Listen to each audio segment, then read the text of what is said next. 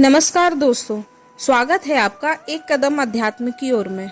श्री कृष्ण के पिता वासुदेव जी की बहन का नाम रानी सुता शोभा था और उनके पति का नाम राजा दमघोष था।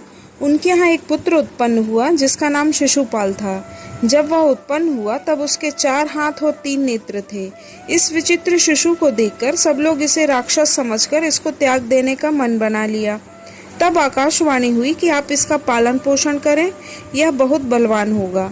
आकाशवाणी सुनकर शिशुपाल की माता ने कहा कि जिसने यह आकाशवाणी की है उससे मैं हाथ जोड़कर प्रार्थना करती हूँ कि वह यह बता दे कि इस बालक की मृत्यु किसके हाथों होगी। तब आकाशवाणी ने कहा कि जिसका स्पर्श होते ही इसकी 1 आंख और 2 हाथ लुप्त हो जाएंगे, उसी के हाथों इसकी मृत्यु होगी। इस विचित्र शिशु को देखने के लिए सभी राजा लोग आने लगे।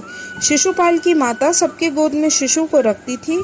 उसी समय बलराम जी और श्री कृष्ण भगवान भी वहां आए। जब श्री कृष्ण भगवान की गोद में इस शिशु को रखा गया तब उसके 1 नेत्र और 2 हाथ लुप्त हो गए। यह देखकर शिशुपाल की माता थर-थर कांपने लगी। उसने अत्यंत दीन भाव से श्री कृष्ण से कहा कि आप सबको अभय देने वाले हैं, अतः मैं आपसे यह प्रार्थना करती हूँ कि आप शिशुपाल का कभी वध मत कीजिएगा। यदि यह कोई अपराध करे तो आप मेरी ओर देखकर इसे क्षमा कर दीजिएगा। श्री कृष्ण ने अपनी बुआ से कहा, यदि वह वध करने योग्य 100 अपराध करेगा तो भी मैं इसे क्षमा कर दूंगा। भगवान श्री कृष्ण से ऐसा आश्वासन पाकर शिशुपाल की माता प्रसन्न हो गई। यही कारण है कि शिशुपाल द्वारा अपराध करने पर भी श्री कृष्ण भगवान मौन रहते थे, कभी कार्यवाही नहीं करते थे। इसका लाभ उठाकर शिशुपाल यादवों पर ही अत्याचार करने लगा। वह श्री कृष्ण के विरोध में कार्य करता था। एक बार शिशुपाल ने तपस्वी बभ्रू की पत्नी का अपहरण कर लिया। एक बार श्री कृष्ण भगवान के पिताजी यज्ञ कर रहे थे तो यह वहां पर उत्पात मचा कर आया, यज्ञ में विघ्न डाला। जरासंध का वध करने के पश्चात धर्मराज युधिष्ठिर ने राजसूय यज्ञ की तैयारी शुरू की। इस यज्ञ में सबसे पहले किस देवता की पूजा की जाए, इस बात पर विचार होने लगा। तब सहदेव उठकर बोले, श्री कृष्ण देवन के देव, उन्हीं को सबसे आगे लेव। ब्रह्मा शंकर पूजत जिनको, पहली पूजा दीजिए उनको। अक्षर ब्रह्म कृष्ण यदुराई, वेदन में महिमा तिन गए। अग्र तिलक यदुपति को दीजिए, सम्मिली पूजन उनको कीजिए। परम ज्ञानी सहदेव के वचन सुनकर सभी सत्पुरुषों ने ऐसा ही हो कहकर पुकारा। भीष्म पितामह ने स्वयं अनुमोदन करते हुए सहदेव के कथन की प्रशंसा की। तब धर्मराज युधिष्ठिर ने शास्त्रोक्त विधि से भगवान श्री कृष्ण का पूजन आरंभ किया। शिशुपाल अपने आसन पर बैठा हुआ यह सब देख रहा था। सहदेव के द्वारा प्रस्तावित तथा भीष्म के द्वारा समर्पित श्री कृष्ण की पूजा को वह सहन नहीं कर सका। उसका हृदय क्रोध से भर उठा। वह उठकर खड़ा हो गया और बोला, हे सभासदों, मुझे ऐसा प्रतीत हो रहा है कि कालवश सभी की मति मारी गई है।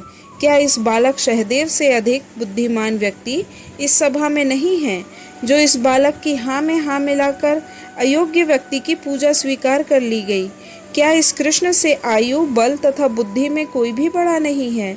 बड़े बड़े त्रिकालदर्शी ऋषि महर्षि यहाँ पधारे हुए हैं, बड़े बड़े राजा यहाँ पर उपस्थित हैं। क्या इस गाय चराने वाले ग्वाले के समान कोई और यहाँ नहीं है? भला यह किस प्रकार अग्र पूजा पाने का अधिकारी है? इस प्रकार शिशुपाल जगत के स्वामी श्री कृष्ण को गाली देने लगा।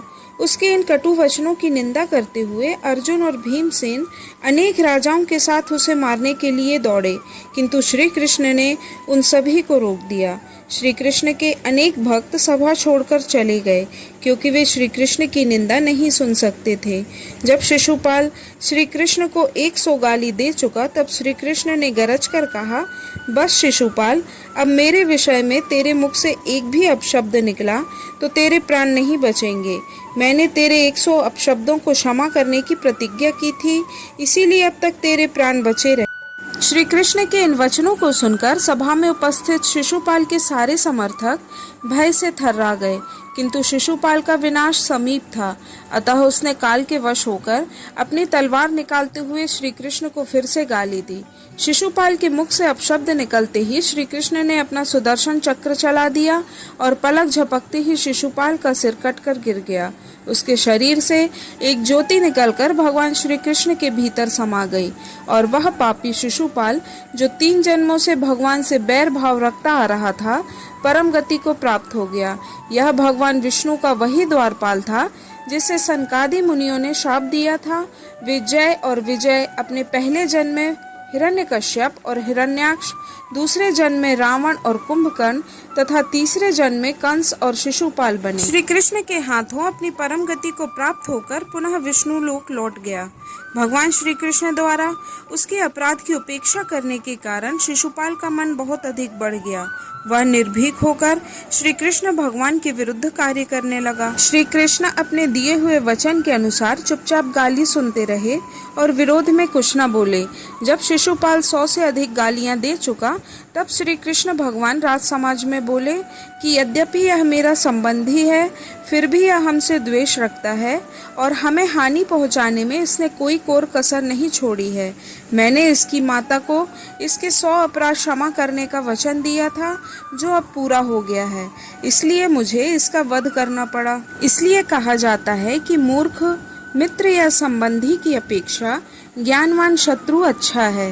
युधिष्ठिर के राजसूय यज्ञ में देवर्षि, महर्षि, राजर्षि, अनेक राजा महाराजा उपस्थित थे। किसी ने श्री कृष्ण भगवान की अग्र पूजा का विरोध नहीं किया। श्री कृष्ण भगवान का संबंधी शिशुपाल आगे आकर सबके सामने उनका अपमान, निंदा और गाली देने लगा। इसलिए मनुष्य को सावधान रहना चाहिए, कौन हमारा हित करने में लगा है और कौन हमारे विरोध में कार्य कर रहा है। इसलिए गुण दोष के आधार पर शत्रु और मित्र बनाना चाहिए और उनसे सतर्क रहना चाहिए। तो दोस्तों, आपको कहानी कैसी लगी? अगर वीडियो पसंद आई हो तो आप कृपया इसे देखें और शेयर भी करें और साथ ही सब्सक्राइब जरूर करें। धन्यवाद। नमस्कार।